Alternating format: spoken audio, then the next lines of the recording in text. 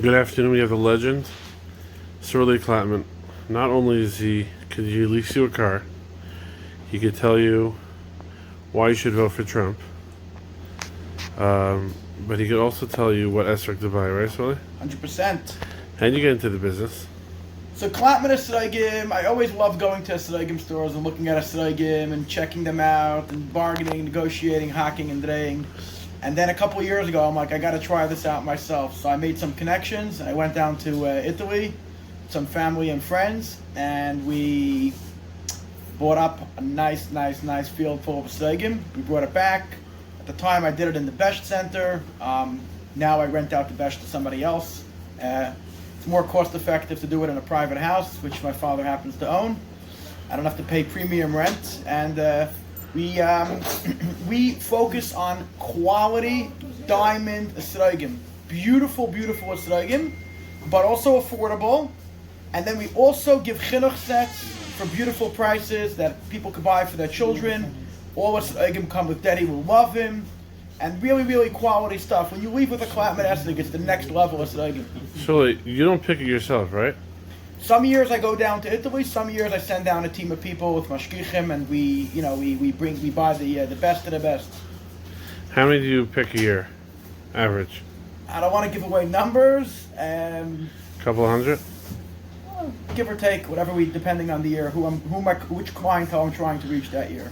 So what type of Esrog do you use yourself? Are you a $50 Esrog guy or $5? I keep for myself the nicest Esrog that a customer backs out or changes his mind on.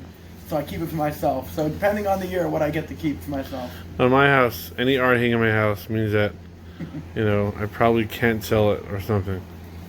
Makes sense, yeah. Other great questions we have.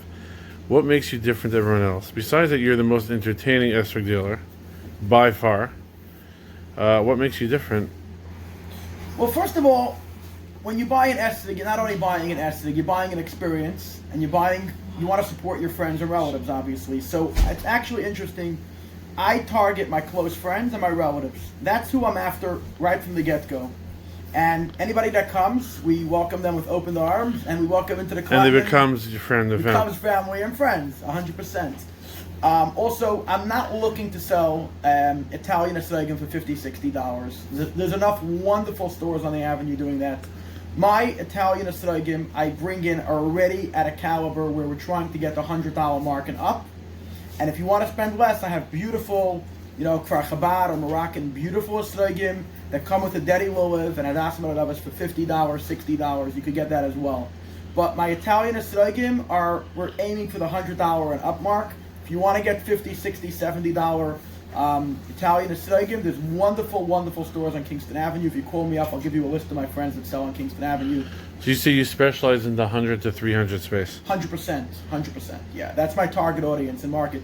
As a matter of fact, the years that I didn't open, in the last couple of years, the 1 or 2 years I didn't open, I did home visits and I brought people those high-end Esrogim. Are you offering home visits now? Yeah, 100%. For VIP customers, we'll do home visits. We'll bring them. I did a lot of FaceTimes today. What's the minimum purchase price for home visits, really? It's, not a chinuch set, huh? Well, you can do a chinuch set. You might charge a couple extra bucks for delivery. It's not a problem. And do you ship? Oh, we ship. I was in the shipping center most of the day today. I was busy, packaging up all my Esrogim and loving the shipping to Idaho, California, Florida. What's your worst nightmare story of selling Esrogim, really? Worst nightmare story? Without names. I know you're very honest. Well, a shliach called me up today to cancel a big order. He said about a bus sponsored his Esrogim and I already brought them to him. Okay, it could be. He maybe got cold feet. I told him it's no problem. Is it really no problem, or? It's no problem. There's no pressure. People want to return an Esrog, and before circus they can come, So that was your biggest nightmare ever? Nah. People say, some interesting stories, come on.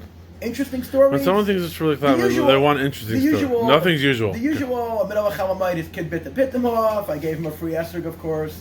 Well, I can't promise, but if your kid bites the pitim off, we'll give you another Esrog on circus for free. Free of charge.